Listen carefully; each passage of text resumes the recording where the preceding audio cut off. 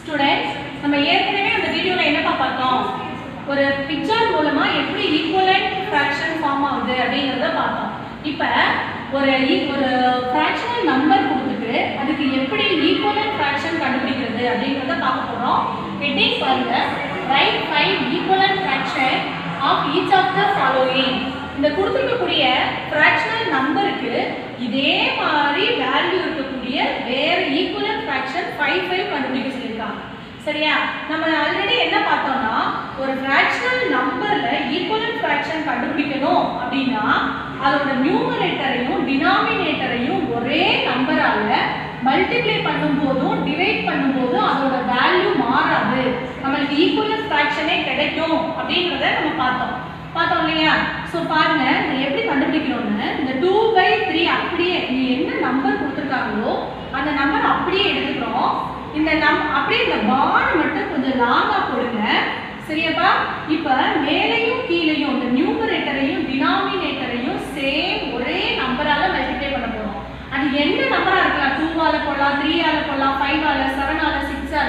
ஆனா ஒரே ஒரு கண்டிஷன் என்ன அப்படின்னு பாத்தீங்கன்னா, நியூமரேட்டரை எந்த நம்பரால மல்டிப்ளை பண்றீங்களோ அதே நம்பரால தான் டினாமினேட்டரையும் மல்டிப்ளை பண்ணணும்.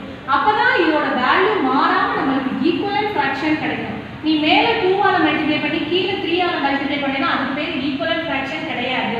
சோ நீ மைண்ட்ல வச்சுக்கிற வேண்டியது என்னன்னா, நியூமரேட்டரை 2ஆல நம்ம மல்டிப்ளை பண்ண போறோம், அதே 2ஆல டினாமினேட்டரையும் மல்டிப்ளை பண்ணணும். சோ ஆன்சர் என்னன்னு பாருங்க. 2 2s are 4, 3 2s are 6. நமக்கு என்ன ஆன்சர் கிடைச்சிருக்கு? 4/6. திரும்ப அதே 2/3 எடுக்கணும். சரியா? அதே மாதிரி ஒரு லாங் பார் போடுறோம். இப்போ இந்த 2ஆல மேலேயும் கீழேயும் என்ன பண்ணோம்? மல்டிப்ளை பண்ணோம். இப்போ 3ஆல மல்டிப்ளை பண்ண போறோம். சரியாப்பா? இப்போ 2 3s are என்ன வரும்? 6.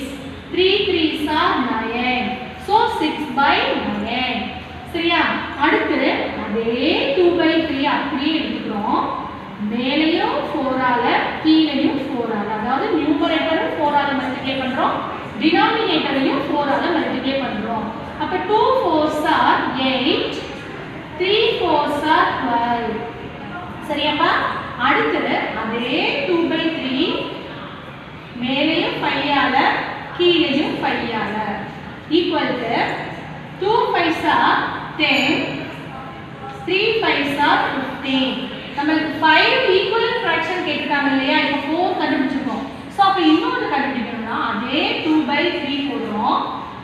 மேலே 6ஆல கீழேயும் 6ஆல. So 2 6 are 12, 3 6 are 18. இப்போ நமக்கு என்னென்ன ஃபிராக்ஷனல் நம்பர்லாம் கிடைச்சிருக்கு பாருங்க. ஃபர்ஸ்ட் நமக்கு கொடுத்திருக்கிற சம் என்ன அப்படின்னு பாத்தீங்கன்னா 2/3, என்னென்ன ஆன்சர் கிடைச்சிருக்கு? 4/6, 6/9, 8/12 and 10/15 and 12/18. இது எல்லாமே என்ன ஃபிராக்ஷன்? R equivalent fractions. இது எல்லாமே என்ன ஃபிராக்ஷன்ஸ் பா? Equivalent fractions. இது எப்படி எழுதலாம்?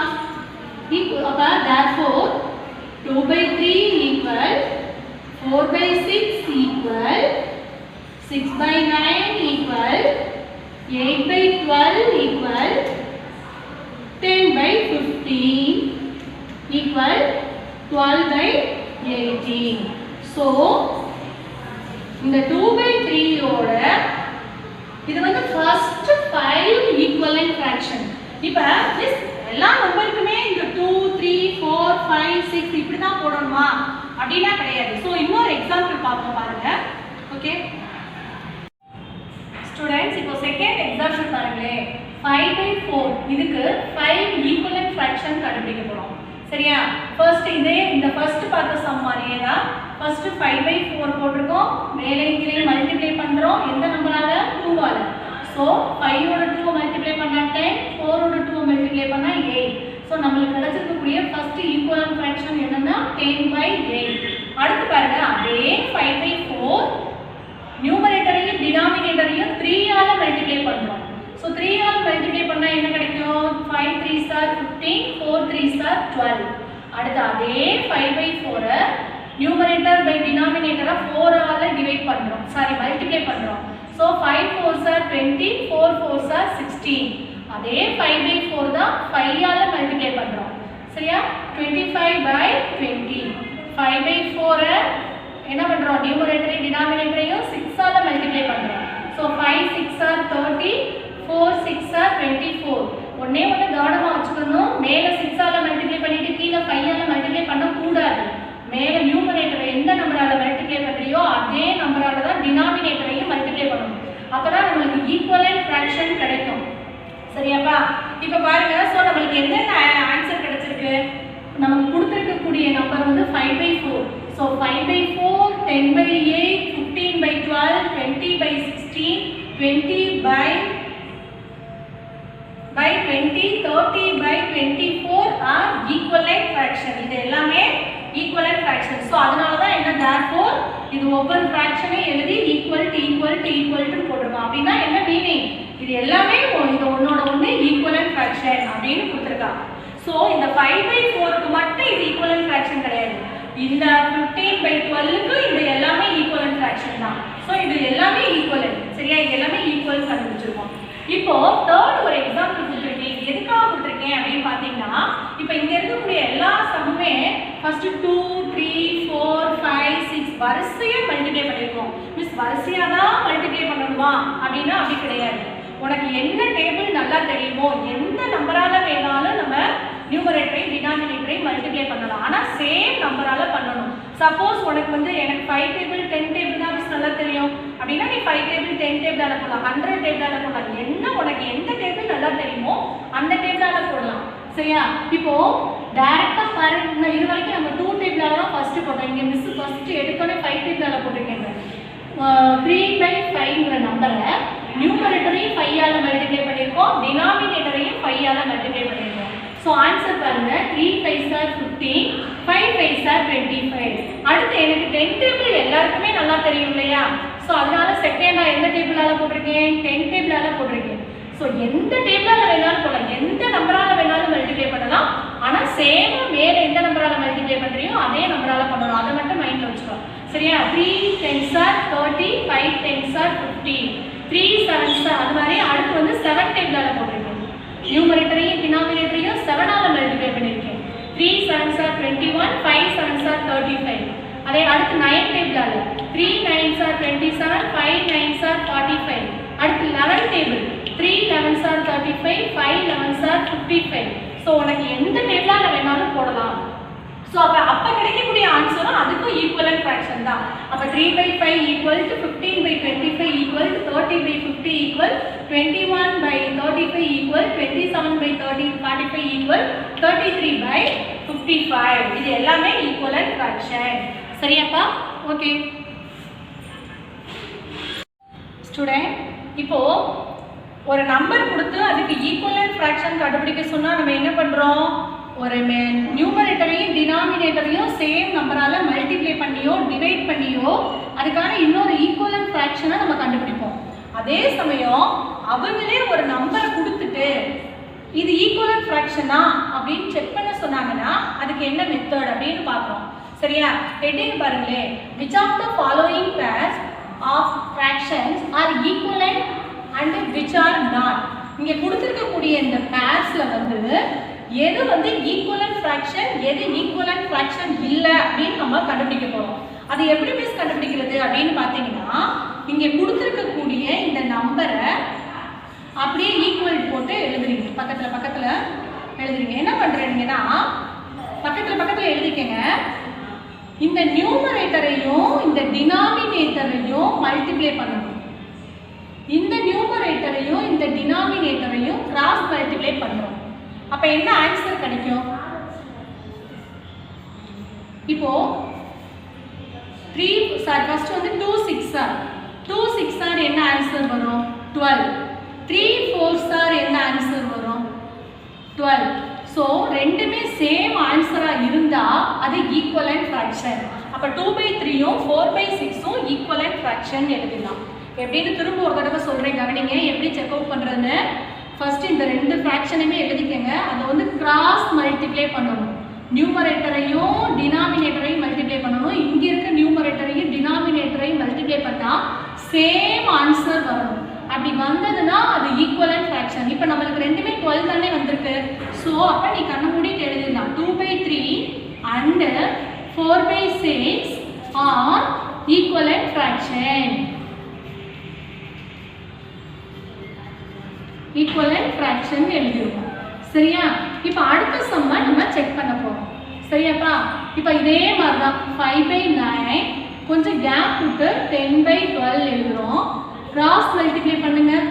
5 12s ஆர் 5 12s ஆர் என்னப்பா வரும்? 60. 9 10s ஆர் அல்லது 10 9s ஆர் எது வேணாலும் ஓகே. 90. இப்போ இங்கே 60 வந்திருக்கு, இங்கே 90 வந்திருக்கு. ரெண்டுமே சேம் ஆன்சரா வராததுனால இது என்ன கிடையாது? ஈக்குவலன்ட் ஃப்ராக்ஷன் கிடையாது. அப்போ எப்படி எழுதுவீங்க? 5/9 and 10/12 are not equivalent fraction. Not equivalent fraction நம்ம கண்டுபிடிச்சிட்டோம், எழுதிட்டோம். சரியாப்பா? இப்போ இனிமேல் உங்களுக்கு எது ஈக்குவலன்ட் ஃப்ராக்ஷன் எது ஈக்குவலன்ட் ஃப்ராக்ஷன் இல்லை அப்படிங்கிறத நம்மளால என்ன செய்ய முடியும்? கண்டுபிடிக்க முடியும்.